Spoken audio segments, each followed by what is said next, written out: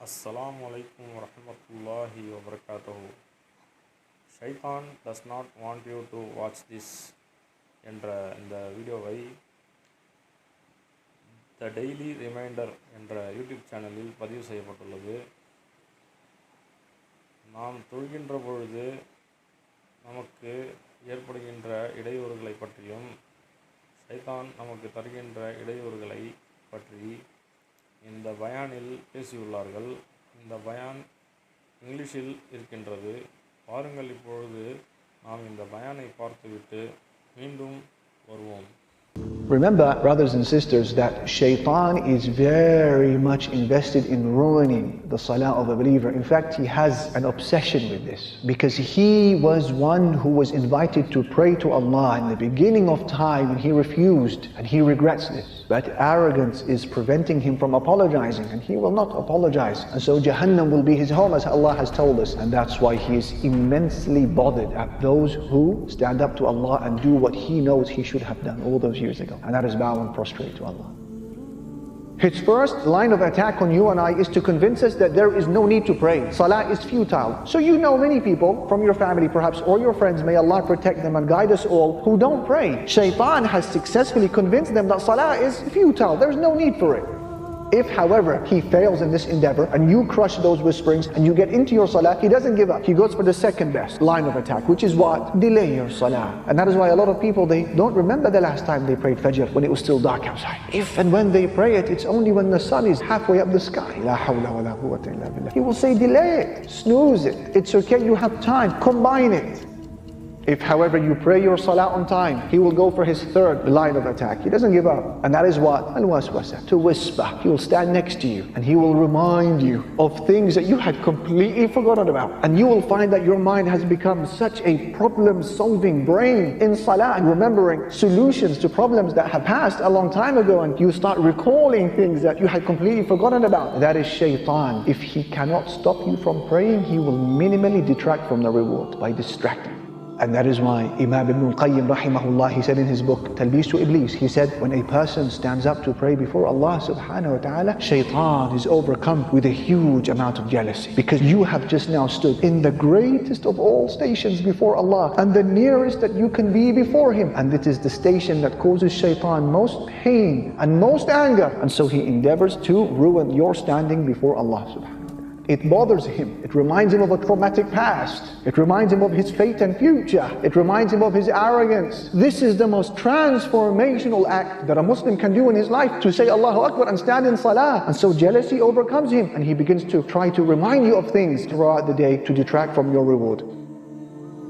And so you are to remember, my brother, my sister, that when you are now beginning your salah, imagine that your wage for that salah, figuratively speaking, has been placed in front of you. And you need to hold on for just 10 minutes or so during your salah. And if you manage to pray a salah with khushu', attentiveness and humility, you will pocket every penny of that wage. But be careful, you need to be on guard, you need to be vigilant, because there is a thief. Every time you get caught slipping, you get caught nodding off, you get caught looking around with your eyes or with your heart, Shaytan has stolen some of that wage. And that is why by the time you finish your salah, some people will pocket the full wage, some people will pocket only half the wage, some people will come back with a third, a quarter, and some people will go with no reward of the salah. And that is why when Aisha radiallahu anha, she asked the Prophet sallallahu alayhi wasallam about al-iltifat, looking around in salah. What did he say? Looking around in salah is theft, which Shaytan steals from a person's salah. So where is your heart, and where are your eyes, and where is your focus on salah? That's why you begin your salah with A'udhu billahi minash shaitan ar-rajim. Ya Rabbi, help me. Ya Rabbi, assist me. How many of us have walked away from our salah, while Shaytan, he is now walking away in a state of hysterical laughter, because he knows what he has done to our salah. And that's the difference between praying with khushu' and praying without khushu'. I give you a benchmark. I give you a litmus test. A person who prays without khushu', he remembers in his or her salah the things that they had forgotten about before the salah. Whereas the one who prays with khushu', by the time they finish their prayer, they had forgotten about what they were doing before they started the salah. Allahu Akbar. And that is why Ibn al-Qayyim, he speaks about those who are affected so much with the whispering of Shaytan, and they don't fight him off, and they don't think about A'udhu billahi min ash-shaytan ar-rajim, I seek refuge in Allah from Shaytan. Ibn al-Qayyim, he said, this person comes into salah, and then he walks out of the salah carrying the same sins, the same burdens, the same crimes that he had walked into salah with. None of them were lifted and removed through the salah.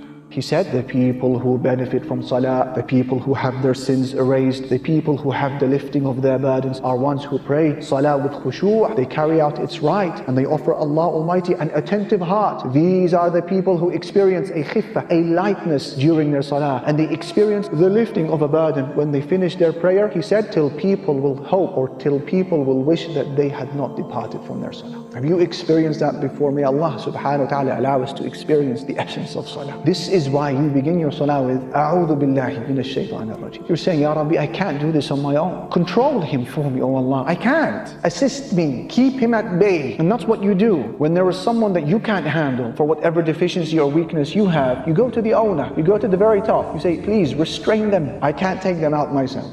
And this is the analogy given by Imam Ibn al-Jawzi. He said that one of our pious predecessors said to his student, what will you do in a situation where Shaytan has beautified for you sins? You can't stop sinning. Whether it's things you're looking at and listening, touching, inhaling, smoking, buying, selling, whatever it may be. He said to his student, what do you do in a situation where Shaytan keeps tempting you to sin? The student, he gave the answer that you and I would have given, which is fight Shaytan away. He said, what if Shaytan comes back a second time? He said, I'll fight him away. And what if he comes a third time? He said, I'll repel him, I'll push him away. He said, that's the long route. And then he asked him a question. He said that if you came across a herd of sheep, and then the dog of the shepherd came running after you and started barking and prevented you from continuing your journey, what do? He said, I will try to repel the dog as much as I can. He said, this is the long way. He said to him, what you need to do is, you need to go to the shepherd. You need to go to the owner of the dog and tell him to restrain his dog. That way you'll be able to pass.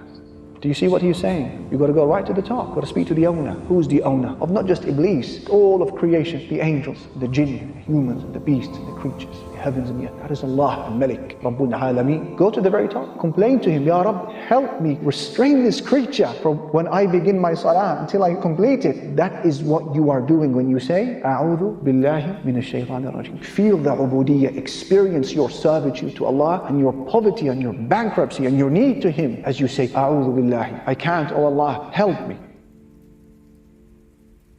இந்த பயானில் தொழுகையில் ஒருவர் தொழுகையில் நிற்கும் பொழுது அவருக்கு ஏற்படுகின்ற இடையூறுகளை பற்றி பேசியுள்ளார்கள். அதாவது நாம் தொழுகைக்கு தக்பீர் கட்டி நிற்கும் பொழுது நமக்கு நம் மனதில் ஓடுகின்ற சிந்தனைகள், நம் மனதில் ஏற்படுகின்ற நம்முடைய வியாபார சிந்தனைகளோ அல்லது நம்முடைய பழைய சிந்தனைகளோ நம் மனதில் ஓடிக்கொண்டிருக்கும். அந்த சிந்தனைகள் அனைத்தையும் நமக்கு ஊசலாடி கொண்டு நம் மனதிற்குள் ஆடிக்கொண்டே இருக்கும். அதாவது அந்த ஷைத்தான் நமக்கு நாம் தொழுகையில் நிற்கும் பொழுது அந்த ஷைத்தான் பொறாமைப்படுகின்றான். அவன் படுகின்ற அந்த பொறாமையின் காரணமாக நமக்கு இதை போன்ற சிந்தனைகள் அவன் ஏற்படுத்துகின்றான். அந்த சிந்தனைகளும் அந்த ஷைத்தான் ஏற்படுகின்றவைகள் தான். அதாவது நாம் தொழுகையில் நிற்கும் பொழுது குஷுவுடன் நிற்க வேண்டும் என்று கூறுகின்றார்கள். குஷு என்றால் அதாவது நாம் அல்லாஹ்விற்காக நான் தொழுகின்றேன் என்று நாம் தக்பீரை சொல்லி தொழுகையில் நிற்கின்றோம். அந்த தக்பீர் அல்லாஹ்வின் மீது உள்ள அந்த பயத்தின் காரணமாக இருக்குமானால் அந்த தொழுகையில் நமக்கு எந்த சிந்தனைகளும் வராமல் அந்த தொழுகை மிக அழகாக தொழுது முடித்து விடுவோம்.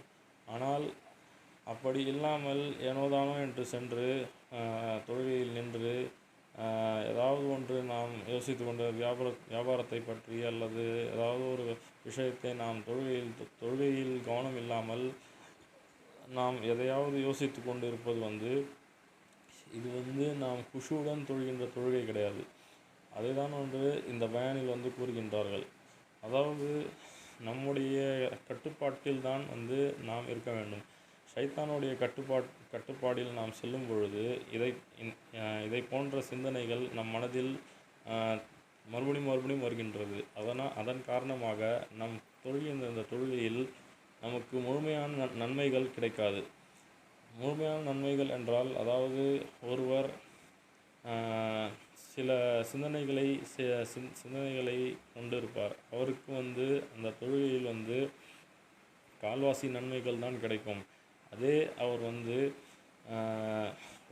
ஒரு சில ஒருவர் தொழுகையிலும் கவனத்தை வைத்திருப்பார். அவர் வெளி உலகத்திலும் கவனத்தை வைத்திருப்பார். அவருக்கு பாதி நன்மைகள் தான் கிடைக்கும். சிந்தனைகளை மொத்தம் அந்த உலகத்துடைய சிந்தனைகளை கொண்டே அவர் தொழுகையை தொழுகிறார் என்றால் அவருக்கு அல்லாஹ் கால்வாசி நன்மைகள் கூட கொடுக்க மாட்டான். அதாவது சிந்தனைகள் செல்கின்றது என்றால் அவருக்கு அதாவது அவர்களுடைய மனதில் அந்த ஈமானும் அந்த தக்வாவுடனும் நாம் தொழுகின்ற பொழுது அவருக்கு அந்த சிந்தனைகள் எல்லாம் வராமல் அல்லாஹ் அவரை சரியான முறையில் நல்ல முறையில் அவரை தொழுகையை தொழும்படி செய்வான். அதை நாம் தொழுகையில் நிற்கும் பொழுது அவுது பில்லாஹி மினஷ் ஷைத்தான் நிர்ரஜீம் என்று கூற வேண்டும். அவுது பில்லாஹி மினஷ் ஷைத்தான் நிர்ரஜீம் என்றால் அதாவது அகிலத்தையும் படைத்த அந்த அல்லாஹ்விடமே நாம் பாதுகாப்பு தேடணும். அதாவது ஷைத்தான் ஷைத்தான் ஒரு மக்லூக், அல்லாஹ்வால் படைக்கப்பட்ட ஒரு மக்லூக். அது மனிதனும் அல்லாஹ்வுடைய படைப்பில் இருக்கின்றவை தான். அதாவது ஒரு எடுத்துக்காட்டு கூறுகின்றார்கள். ஒருவன் ஆட்டை மேய்த்து கொண்டு செல்கின்றான். அதே வழியில் ஒருவன் நாய்களை கொண்டு சென்று கொண்டிருக்கின்றான். அப்பொழுது அந்த ஆட்டை மேய்த்து கொண்டு செல்லும் பொழுது அந்த நாய்கள் ஆடுகளை அதனை துன்புறுத்துவதற்காக அதனுடைய வழியில் அதனை கெடுக்கின்றது. அப்பொழுது என்ன செய்வீர்கள் என்று அதாவது இப்னு அல் தைம் என்கின்ற ஒரு பெரியார் கூறுகின்றார்கள். அதாவது ஒரு மதர்சாவில் படிக்கின்ற ஒரு மாணவரை பார்த்து அந்த பெரியார் கேட்கின்றார்கள், நீங்கள் தொழுகையில் ஷைத்தான் உங்களுக்கு ஏதாவது ஊசலாட்டம் கொடுக்கும் பொழுது, ஏதாவது சிந்தனைகளை கொடுக்கும் பொழுது நீங்கள் என்ன செய்வீர்கள் என்று அந்த மாணவரிடம் அந்த இப்னு அல் தைம் என்கின்றவர்கள் கேட்கின்றார்கள். அதற்கு அந்த மாணவர், நான் அந்த ஷைத்தானை நான் தூரமாக்குவதற்காக போராடுவேன் என்று கூறுகின்றார்கள். மறுபடியும் அந்த ஷைத்தான் உங்களுக்கு சிந்தனையை தருகின்றான் தொழுகையில், அப்பொழுது என்ன செய்வீர்கள் என்று கேட்கின்றார்கள். அதற்கு அந்த மாணவர் மறுபடியும், நான் அந்த ஷைத்தானை தூரமாக்குவதற்காக போராடுவேன், அந்த ஷைத்தானை நான் தூரமாக்குவேன் என்று கூறுகின்றார்கள். அதற்கு அவர் இந்த எடுத்துக்காட்டு கூறுகின்றார்கள். அதாவது ஆடுகளை மேய்த்து கொண்டு ஒருவன் செல்கின்றான். அப்பொழுது அந்த நாய்க்கூட்டமானது அந்த ஆடுகளை வழிகெடுக்கின்றது. அப்பொழுது நீங்கள் என்ன செய்வீர்கள் என்று அந்த மாணவரிடம் இப்னு அல் தைம் என்கின்ற பெரியார் கேட்கின்றார்கள். அதற்கு அந்த மாணவர்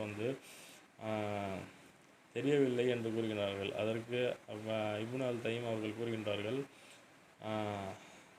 அதாவது அந்த ஆட்டுக்கூட்டத்திற்கு ஒரு தலைவன் இருப்பான்.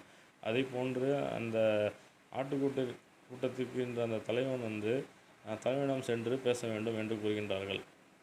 அந்த தலைவன் அந்த நாய் கொண்டு வருகின்றான் அல்லவா, அந்த நாய்களை நாய்களுடைய அந்த நாய்களை கொண்டு வருகின்ற அந்த தலைவனிடம் சென்று பேச வேண்டும் என்று கூறுகிறார்கள்.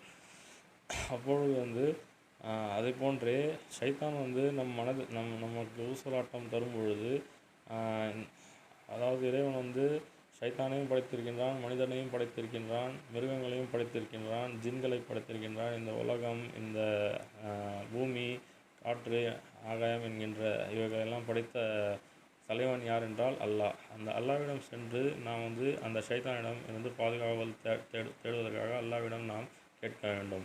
அதற்காக தான் அவுது பில்லாஹி மினஷ் ஷைத்தான் நிர்ரஜீம் என்று நாம் கூறுகின்றோம் என்று கூறுகின்றார்கள். ஆகவே நாம் தொழுகையில் நிற்கும் பொழுது குஷுவுடனும், குஷு சலா என்று கூறுவார்கள். குஷு சலா என்றால் அந்த சலா தொழுகையில் நாம் பயபக்தியுடன் நிற்பது தான் குஷு என்றால் பயபக்தி. அந்த பயபக்தியுடன் நாம் தொழுகையில் நிற்கும் பொழுது நமக்கு எந்த ஊசலாட்டங்களும் எந்த சிந்தனைகளும் மனதில் ஏற்படாது. அந்த தொழுகையில் நாம் முழுமையான நன்மைகளை பெற்று வெளியே வருவோம்.